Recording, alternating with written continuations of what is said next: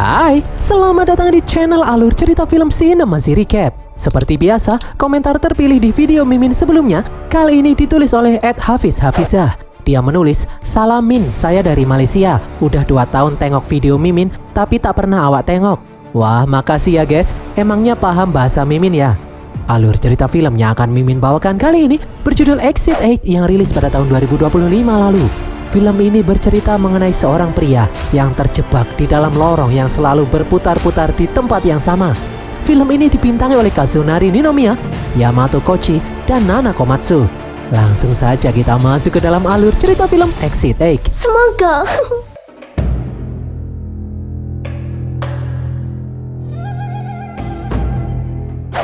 Kazu adalah pria biasa yang sehari-harinya bekerja menggunakan kereta. Hari itu di dalam kereta, Kazu melihat berbagai macam berita di media sosial seperti berita mengenai transplantasi organ menggunakan tikus dan tsunami yang melanda Jepang. Kazu lalu membuka satu headsetnya dan mendengar ada bayi menangis di sampingnya. Pria di depan bayi itu memarahi si ibu karena tidak bisa menenangkan bayinya. Pria itu juga menyalahkan si ibu yang membawa bayi ke dalam kereta di jam-jam sibuk. Tidak ada yang menolong si ibu. Semua sibuk dengan HP-nya masing-masing termasuk Kazu. Kazu pun memakai kembali headsetnya membiarkan pria itu berteriak memarahi sang ibu yang membawa bayi. Mantan pacar Kazu yang bernama Nana kemudian menelpon. Awalnya Kazu tidak mengangkat telepon itu. Setelah Kazu keluar dari dalam kereta, Nana menelpon kembali. Nana memberitahu kalau dia sedang berada di rumah sakit untuk cek kehamilan. Nana berkata kalau dia hamil. Meskipun mereka sudah putus, namun Nana harus memberitahu Kazu karena Kazu adalah ayah si bayi yang ada di dalam kandungannya. Kazu pun langsung shock. Dia bingung harus menjawab apa. Seseorang kemudian tidak sengaja menyenggolnya, membuat HP dan headsetnya terjatuh. Kazu jadi tidak mendengar apa yang dikatakan Nana. Kazu yang panik mengakibatkan penyakit asmanya tiba-tiba kambuh. Kazu pun mengambil inhaler dari dalam tasnya untuk meredakan asma yang dia alami. Kazu lalu menaiki tangga untuk keluar stasiun. Secara aneh, sinyal HP-nya menghilang, membuat sambungan telepon dengan Nana terputus. Kazu lalu berjalan melewati lorong yang sepi. Di lorong ini hanya ada satu orang pria yang berpapasan dengannya. Setelah beberapa saat berjalan, Kazu tidak sadar kalau dia seperti berputar-putar di tempat yang sama. Kazu juga melihat si pria yang tadi dengan gerakan yang sama persis muncul lagi berpapasan dengannya di dalam lorong. Saking bingungnya, Kazu sampai tidak menyadari ada papan perintah untuk putar balik di atas. Kazu pun terus berjalan dan lagi-lagi dia melewati lorong yang sama. Dan muncul lagi si pria dengan gerakan yang sama persis. Di saat Kazu berbalik, tiba-tiba pria itu ada di belakangnya dengan senyum menyeramkan. Kazu yang panik pun langsung berlari. Anehnya, Kazu lalu melihat pria asing itu diam saja sambil melihat HP. Kazu baru menyadari kalau angka di papan penunjuk lorong tidak berubah sama sekali. Kazu pun bingung harus bertanya pada siapa, karena pria asing yang berpapasan dengannya seperti bukan manusia. Orang itu hanya berjalan lurus tidak memperhatikan sekitar. Kazu lalu mencoba membuka semua pintu yang ada di lorong, namun semua pintu terkunci. Kazu lalu melihat salah satu poster di sana. Tiba-tiba ada darah mengalir di atas poster itu. Tetesan darah juga menetes dari atas kepala Kazu. Kazu yang ketakutan pun memilih putar balik. Saat kembali, Kazu terkejut melihat pria aneh yang tadi berdiri seperti patung sambil menatap layar HP. Kazu lalu melihat papan lorong berubah menunjukkan kalau lorong di depannya adalah lorong 1, padahal tadi tulisannya lorong 0. Kazu lalu membaca papan pengumuman yang ada di samping papan petunjuk lorong. Papan pengumuman itu menyuruh semua orang memperhatikan setiap anomali yang muncul di dalam lorong. Papan pengumuman itu menyuruh jika melihat ada anomali sekecil apapun harus segera putar balik. Namun jika tidak ada anomali, silahkan meneruskan perjalanan. Nanti setelah sampai di lorong nomor 8 baru bisa keluar dari tempat ini. Kazu pun melanjutkan perjalanan berjalan menuju lorong. Dia terkejut karena tidak ada darah yang tadi mengalir di lantai. Kazu lalu mencoba bertanya pada pria asing yang berpapasan dengannya bagaimana caranya keluar dari tempat ini. Namun pria asing itu hanya diam saja dan terus berjalan. Kazu pun semakin yakin kalau saat ini dia seperti masuk ke dalam dunia lain dan pria yang berpapasan dengannya barusan itu pasti bukan manusia. Kazu yang bingung pun memutuskan terus berjalan tanpa menyadari kalau lampu di plafon terlihat acak-acakan berbeda dari biasanya. Dan ternyata benar, lampu yang acak-acakan itu adalah anomali, sehingga angka di papan petunjuk lorong kembali ke angka 0. Kazu yang panik kemudian memfoto semua detail yang ada di dalam lorong agar dia bisa membedakan ada anomali atau tidak. Setelah dirasa tidak ada anomali, Kazu pun melanjutkan perjalanan melewati lorong. Papan lorong pun berubah menjadi 1, tidak lagi 0. Kazu pun akhirnya mengerti, jika tidak ada anomali, dia harus meneruskan perjalanan, dan jika ada anomali, dia harus putar balik. Nantinya, angka di papan petunjuk lorong akan bertambah. Jika angka di papan petunjuk lorong menunjukkan angka 8, dia akan terbebas dari tempat ini. Di saat Kazu akan melihat foto-foto yang tadi dia ambil, secara aneh foto itu rusak. Kazu pun terpaksa menggunakan ingatannya. Saat dia berjalan di dalam lorong, Kazu melihat pria asing yang berpapasan dengannya bertingkah aneh. Itu adalah anomali. Kazu pun langsung putar balik dan ternyata berhasil. Papan lorong berubah angka menjadi 2. Kazu kemudian melanjutkan perjalanan. Awalnya Kazu tidak melihat ada anomali satupun di sana. Namun ketika Kazu melewati loker, Kazu mendengar suara bayi dari dalam loker. Di saat Kazu mendekat, suara bayi itu semakin keras. Kazu pun sadar kalau itu adalah anomali. Kazu langsung putar balik. Dan berhasil, angka di papan petunjuk lorong bertambah lagi. Kazu kemudian melanjutkan perjalanan. Sekilas Kazu tidak menemukan adanya anomali di sini. Kazu yang sesak nafas lalu berhenti untuk mengambil inhalernya. Tiba-tiba dia merasa seperti ada yang mengawasi. Kazu pun terkejut melihat mata di dalam poster yang ada di sana bergerak mengikutinya. Itu adalah anomali. Kazu pun langsung putar balik. Kazu berhasil masuk ke dalam lorong selanjutnya. Kazu langsung melanjutkan perjalanan. Kali ini Kazu tidak menemukan adanya anomali. Kazu pun melanjutkan perjalanan hingga ke ujung lorong dan berhasil. Papan angka petunjuk lorong berubah. Kini dia memasuki lorong kelima. Tinggal 3 lorong lagi. Setelah itu Kazu akan bisa keluar. Kazu pun berjalan menelusuri lorong. Dia memperhatikan semua hal yang ada di sana. Tiba-tiba ponselnya berbunyi. Nana kembali menelpon. Kazu pun langsung menjawab telepon itu. Kazu memberitahu kalau dia masih terjebak di dalam stasiun. Kazu tidak menjelaskan kalau dia terjebak di dalam lorong aneh karena pacarnya itu pasti tidak akan percaya. Di dalam sambungan telepon, Nana berkata kalau dia bingung dengan nasib bayi yang ada di kandungannya karena Kazu belum memberikan keputusan. Kazu yang panik pun menjawab kalau dia sendiri juga bingung. Kazu berkata kalau dia tidak tahu apakah dia pantas menjadi ayah yang baik atau tidak.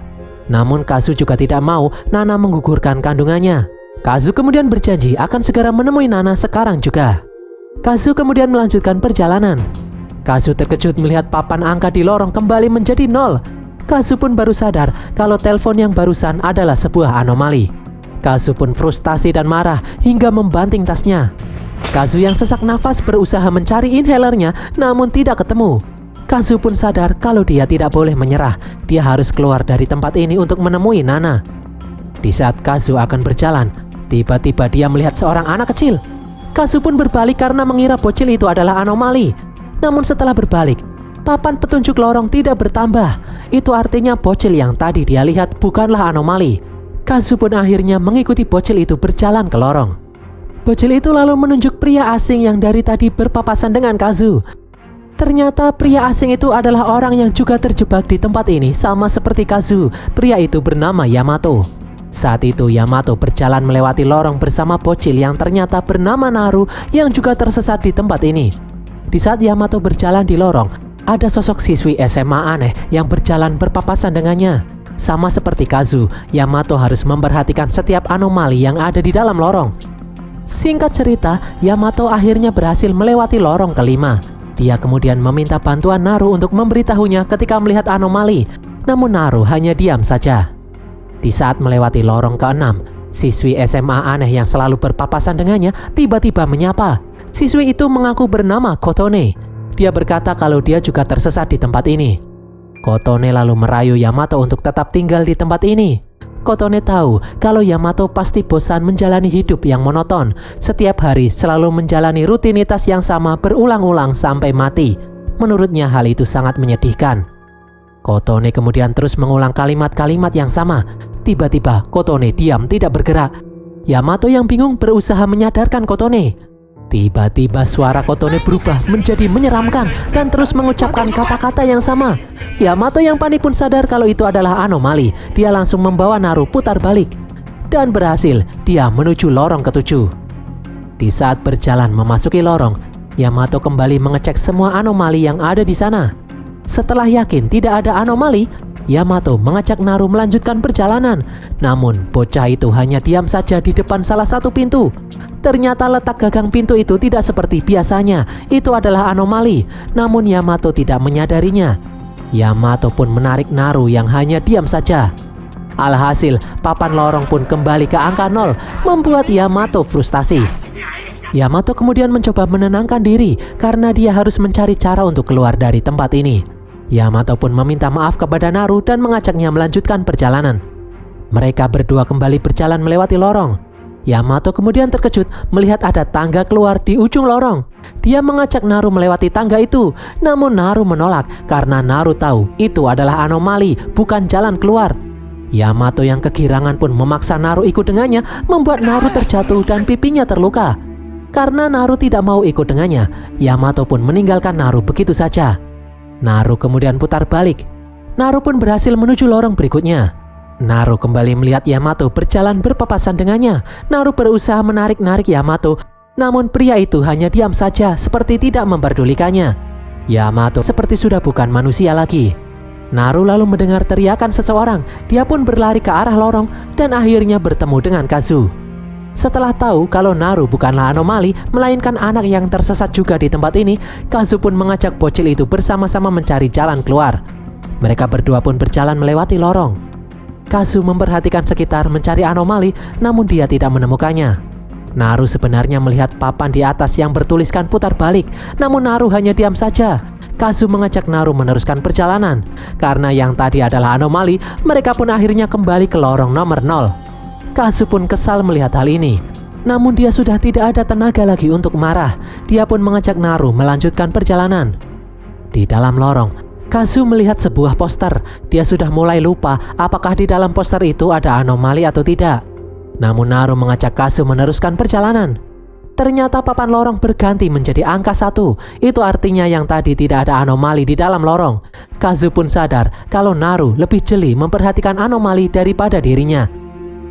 Di lorong selanjutnya, Naru menemukan anomali berupa gagang pintu yang terletak di tengah. Mereka berdua pun putar balik, dan berhasil mereka berdua masuk ke dalam lorong berikutnya. Di saat berjalan di dalam lorong, tiba-tiba lampu padam. Kazu pun menyalakan senter di handphonenya. Dia lalu melihat ada darah di tembok dan mendengar suara aneh. Segerombolan tikus-tikus aneh pun kemudian muncul. Kazu pun panik. Kazu langsung mengajak Naru putar balik. Karena yang barusan adalah anomali, mereka pun berhasil melanjutkan ke lorong berikutnya. Di lorong selanjutnya ini, mereka melihat ada seekor kucing. Tiba-tiba pacar Kazu, Nana, ada di sana. Secara aneh, Naru berteriak memanggil Nana dengan sebutan ibu. Dia ingin menghampiri Nana, namun Kazu menahannya. Kazu sadar kalau itu hanyalah anomali. Kazu pun terpaksa menggendong Naru untuk putar balik. Naru berusaha melawan hingga tak sadarkan diri. Mereka pun berhasil melanjutkan ke dalam lorong berikutnya. Setelah Naru kembali sadar, Naru yang selama ini hanya diam saja mulai berani berbicara. Naru bercerita kalau dia kabur dari ibunya. Naru sengaja melakukan hal itu agar ibunya mencarinya. Mendengar hal ini, Kazu pun teringat kalau saat kecil dulu dia juga sering melakukan hal yang sama. Kazu lalu bertanya mengenai ayah Naru. Naru menjawab kalau dia belum pernah melihat ayahnya sejak lahir. Kazu pun terkejut mendengarnya karena nasib Naru sama seperti dirinya yang tidak pernah memiliki sosok ayah di dalam hidupnya. Kazu pun mengajak Naru melanjutkan perjalanan. Kali ini Naru melihat anomali. Angka 8 di papan yang ada di atas terbalik. Mereka berdua pun langsung putar balik dan berhasil melanjutkan ke lorong berikutnya. Di saat berjalan di lorong, Naru membantu Kazu meneliti setiap detail yang ada di lorong ini. Tiba-tiba salah satu pintu terbuka. Kazu yang penasaran pun melihat isi di balik pintu itu. Kazu terkejut melihat dirinya sendiri sedang naik kereta seperti di adegan awal. Kazu melihat dirinya tidak peduli dengan tangisan bayi yang ada di sampingnya. Kazu pun langsung menutup pintu. Mereka lalu putar balik karena yang barusan itu adalah anomali. Sebelum melanjutkan ke lorong berikutnya, Kazu bertanya memangnya apa yang akan dilakukan Naru setelah dia keluar dari tempat ini. Naru menjawab dengan polos kalau dia ingin makan pizza. Naru lalu bertanya balik apa yang akan Kazu lakukan setelah keluar dari tempat ini. Kazu pun berkata kalau dia sendiri bingung tidak tahu apa yang harus dia lakukan selanjutnya. Naru lalu memberikan cangkang kerang kepada Kazu. Naru berkata kalau cangkang itu adalah jimat yang bisa melindungi Kazu dari hal-hal yang buruk. Mereka berdua kemudian berjalan memasuki lorong berikutnya. Awalnya tidak ada satupun hal yang aneh. Tiba-tiba mereka mendengar alarm bahaya. Air bah kemudian memasuki lorong. Seketika terjadi banjir bandang seperti tsunami. Kazu kemudian melihat penampakan saat dirinya dan Nana sedang mengawasi anak mereka yang ternyata adalah Naru sedang bermain di pantai. Kazu berkata kalau dia tidak percaya saat ini sudah menjadi seorang ayah. Nana pun berkata kalau dia yakin Kazu akan melindungi putra mereka sampai dewasa. Dan nanti pun juga sebaliknya, nanti Naru juga akan melindungi orang tuanya. Naru kemudian memberikan cangkang kerang kepada Kazu. Kazu pun langsung memeluknya. Balik kembali ke dalam lorong, Kazu menyelamatkan Naru dan meletakkannya di atas papan informasi. Banjir bandang lalu datang semakin deras, membuat Kazu terbawa arus dan menghilang entah kemana. Singkat cerita, setelah banjir mereda, Naru terbangun sendirian di lorong yang porak-poranda. Dia kemudian putar balik dan kemudian masuk ke dalam lorong ke-8. Karena tidak ada anomali di dalam lorong ke-8 itu, Naru pun berjalan melewati lorong itu dan akhirnya berhasil keluar. Dari belakang, ternyata Kazu berhasil selamat. Dia berjalan di belakang Naru melewati lorong ke-8. Dia kemudian melihat sebuah tangga di samping papan informasi. Dia pun menuruni tangga itu. Awalnya Kazu tidak yakin apakah dia benar-benar sudah keluar atau belum. Kazu kemudian melihat beberapa orang melintas. Kazu pun akhirnya yakin kalau dia sudah berhasil keluar. Sinyal di handphonenya juga sudah kembali normal. Kazu lalu menelpon Nana dan berkata kalau dia akan segera menemui Nana di rumah sakit. Kazu kemudian menaiki kereta menuju rumah sakit. Namun ternyata dia malah menaiki kereta yang sama seperti di awal. Dia melihat ibu-ibu yang membawa bayi yang menangis dan seorang pria yang memarahinya. Dan berakhirlah alur cerita film Exit 8 ini guys. Semoga kalian terhibur. Pesan yang kita dapatkan dari film ini adalah jangan melihat HP saat sedang berjalan guys. Nanti kalian terjebak di dalam lorong yang berputar-putar ini guys. Tulis kritik dan saran kalian di kolom komentar. Jangan lupa subscribe dan follow media sosial kami. Sampai jumpa di video Mimin selanjutnya. Bye.